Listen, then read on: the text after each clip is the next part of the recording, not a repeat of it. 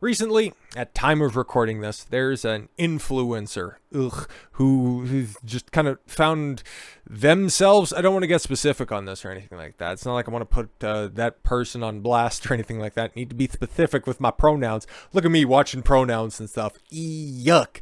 But no, they found themselves in the hospital for being severely dehydrated. Now, this happened a couple of weeks ago at this point in time, and you can go find it if you want to, but I won't put anybody on blast out there. But it's like, how stupid can you be to actually become severely dehydrated to the point where you need 3 IV bags and that you need to post about it all over social media? Christ almighty, you just go ahead and you do enough thirst traps that are out there, and you think that somebody might have been able to get hip to the fact that, oh boy, I haven't had to take a leak in hours at this point in time, but continue to just scarf down salt and then wonder, gee, I got dehydrated, so badly that I needed to get hospitalized. It's like, bro, just drink water, breathe air, as our good friend, the Top G, would say. But there's a little bit more to that than just simply drinking water, right? You need to make sure that your electrolytes are on point, and we haven't done this yet in 2023. Frankly, we haven't done most of the stuff that we've already done on the channel before, but I've talked about electrolytes before, okay? The different ones that are out there: magnesium, calcium, chlorine. I'm going to forget some: potassium, and see if I can run again. I think calcium's a part of that, but there's 5 of them. Anyways, there you go. 5 of them off the top. You need to make sure that all of those are perfectly in balance. Otherwise, you're going to get cramps, your performance is going to be off, headaches are going to be an issue, and it doesn't matter how much water you drink, you're never going to be satiated. So healthy ways to replenish electrolytes. Let's go! On hot summer days, you're more at risk of becoming dehydrated and depleted or imbalanced in important minerals. Or also, if you're working outside during extreme cold, if you're just outside during the cold, as we are right now, and obviously this is going to be a little bit more of an evergreen topic now that we're getting into this, okay? You're outside in the cold as well. You might not think about it, even if you're wearing layers or a significant amount of clothing on top of it. If you're also sweating at the same time, okay, more so by working or by exercising as well, you could also be getting dehydrated as well, okay? So do keep that in mind, okay? Several years ago, my mother, who was in her 90s, oh no, my mother's still very much alive, and she's not in her 90s. Okay, this is obviously the author. Became dehydrated and depleted in electrolytes after a bad case of intestinal flu. She was treated with intravenous electrolyte replacement in her emergency room IV bag, okay, like I was referencing earlier, and the physician recommended electrolyte replacement drinks for her. Yes, Pedialyte. Everybody's heard of that before. She followed a sugar-free diet, so I researched alternatives to commercial electrolyte drinks that contain sugar, artificial sweeteners, artificial colors, and additives. Oh, so Pedialyte now off the table. Within about a week later, my mother told me that drinking a sugar-free electrolyte replenishment beverage, cactus water, in particular, made her feel more alert and energized than water alone. Cactus water. Like, I've heard of aloe vera water. Obviously, brother up there is drinking, coconut water as well, but cactus water. Huh, interesting. Seeing the improvements that electrolyte replenishment beverages made for my mother, I tried drinking them in place of some of the water I would normally drink during the summertime. We'll drink sparkling water. I found these beverages help me more easily maneuver through extreme heat days without getting wiped out in the desert climate in which I live. Well, right now during the winter, kind of like northern Alberta, northern Canada, and many of the northern states as well, it's kind of like a desert of a different kind. I shared this information with clients and friends who are experiencing feeling drained by the heat. I'll do it for the cold. Why not? It's just universal knowledge, really. Electrolytes are minerals that have an electrical charge. Let's get into some of the definitions. To assist in proper muscle function, maintaining fluid balance, and supporting nerve activities. They include, let's see which ones I forgot. Okay, sodium, chloride, potassium, magnesium, and calcium. I nailed it. Oh, that's why you watch this stuff, because I remember things. When you lose a lot of fluid in a short period of time, you can become deficient or imbalanced in these nutrients. Electrolytes are required for conducting electrical charges throughout the body. These charges are involved in every bodily function, from cellular signaling and brain function to nerve signaling and muscle movement. They are the very spark of life. Dehydration, a condition that occurs when more fluid leaves the body than enters the body, can affect the concentration of the body's electrolytes, leading to an electrolyte imbalance. Because most people don't drink enough water, mild dehydration is a common medical condition. to avoid that stuff without getting, too fancy or stuff like that. And if you eat a nice balanced diet, you still might need to supplement with electrolytes. But a good rule of thumb, okay, and the best way to test if you're dehydrated in any form or fashion, when you go to the bathroom and you got to do the old tinkle, you got to do the old number one. If it's looking like a constant stream of amethyst coming out, yeah, you're pretty dehydrated. You should be hoping for something that looks like lemon water, so you got a little bit of yellow in it. Okay, it's not completely white, because that could mean that you're being drinking too much water. Then you run the risk of thinning out your electrolyte content. Okay, so you need a nice little healthy balance. Whenever you're thirsty, okay, whenever you feel like your mouth is getting a little bit too dry, that's normally a point in time where you're getting at least a little bit dehydrated. You should be drinking something, fairly consistently in order to avoid that. Elderly people are at a high risk of dehydration. Yeah, because they're old and they can't remember to drink. Okay, signs and symptoms of dehydration in adults and the elderly include fatigue, dizziness, confusion, headache, irritability, being disoriented, thirst, dark urine, and sunken eyes. Especially in older adults, weakness and dizziness can provoke falls. And yes, I've fallen and I can't get up. So you can either hand grandma, a glass of water or a life alert necklace, whatever gives you bigger laughs. Depending on which type of electrolyte imbalance develops, a number of symptoms can result, including muscle aches, spasms, twitches, and weakness. That would normally be solved by, and it's something else that I've talked about quite a bit, magnesium. Get the right one. Just a nice, just a shotgun answer right here. Magnesium biglycinate. That's the best one for on your gut, and then also for muscle cramps and weaknesses as well. I would recommend that one. Don't do magnesium calcinate. That stuff is worthless, and magnesium sulfite is equally worthless. So don't do those. Anyways, back to this stuff.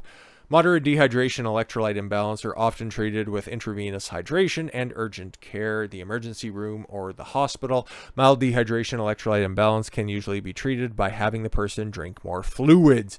Sugar-free ways to replace electrolytes. Let's go. 20 ounce of Gatorade Thirst Quencher contains 34 grams of sugar. Yeah, Gatorade is cancer. Don't be doing that stuff. Coconut water. All right, coconut water in the can, okay, not the sweetened stuff, okay. Coconut milk, that's something, yeah, you can do. And I love coconut anyways, but, I kind of steer clear of coconut water. But if you are so inclined, okay, the healthiest brands of coconut water are made from young coconuts that are usually sustainably grown and harvested, okay. Brands to look for include Taste Nirvana and Harvest Bay plain variety. For an 8-ounce serving, these brands of coconut water supply 40 to 48 calories and 8 to 9 grams of naturally occurring sugar. Significantly better than Gatorade. Coconut water powder. You can get powdered water now. Very interesting.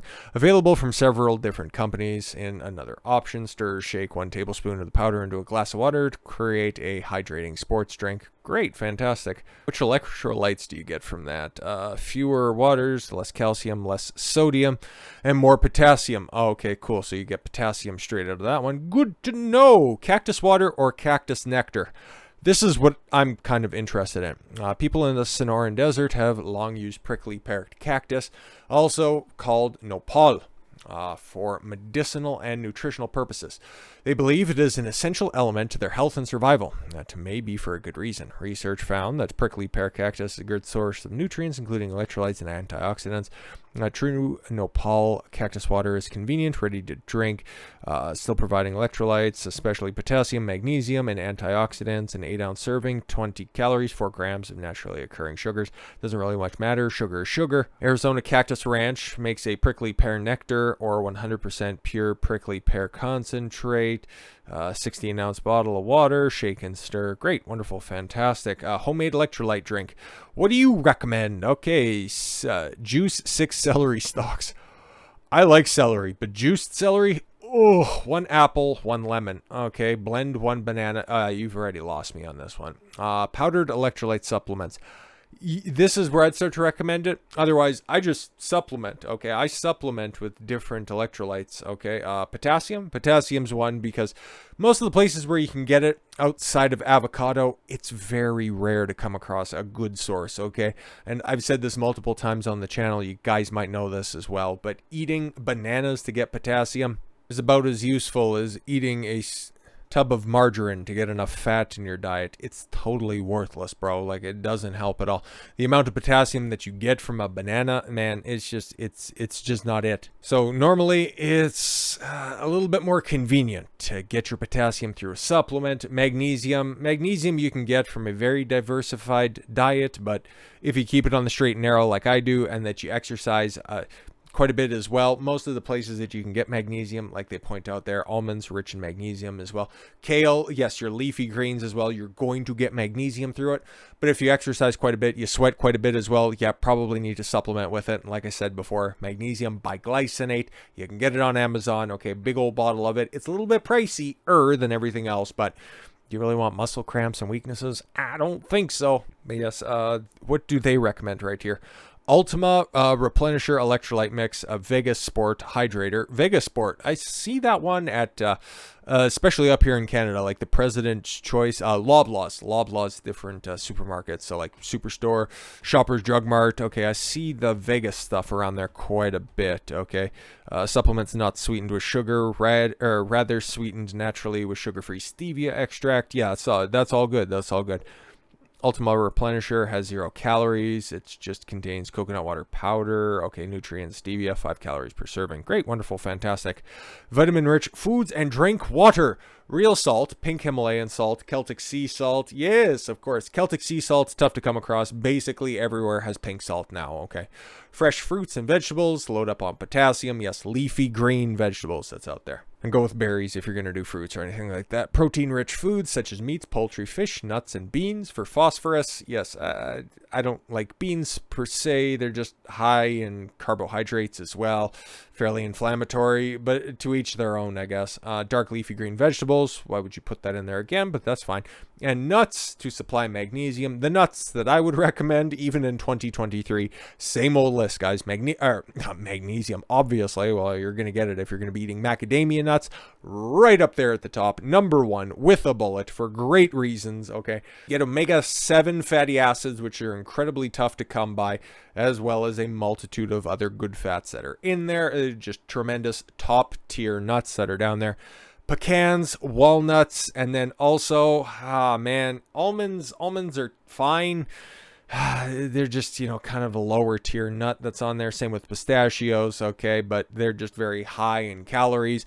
They're pretty good with, a good, fat and protein ratio and just a little bit of carbohydrates, but they're very easy to overeat, especially if you get the unshelled ones. Proceed with caution. They're pretty good for a couple of different things, but yes, if you basically stick to pecans, walnuts, and macadamia nuts, you'll be solid, my guy. So yes, please make sure that you drink enough water. Okay? I've done a couple of videos on that stuff recently. But also, make sure that you're getting enough electrolytes so that everything functions properly. So with all that said, thank you all very much for the gift of your time. I've been Don Consuelo. I want you to follow your gut and get after it. Take care, everyone.